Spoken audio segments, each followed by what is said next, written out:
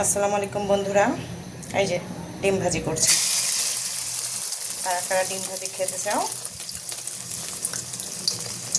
কমেন্টে জানিও। ভাইরাল ডিম ভাজি, কারণ ফেসবুক মামা তো ডিম ভাজি খুবই পছন্দ করে এবং এই ডিম ভাজি করে অনেকেই নাকি ভাইরাল হয়ে গেছে।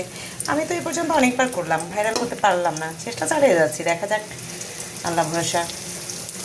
সবাই তো একটা কথাই বলে যে অনেক পরীক্ষা নিয়ে তারপর ফেসবুক মামা শেষে পুরস্কার দেন।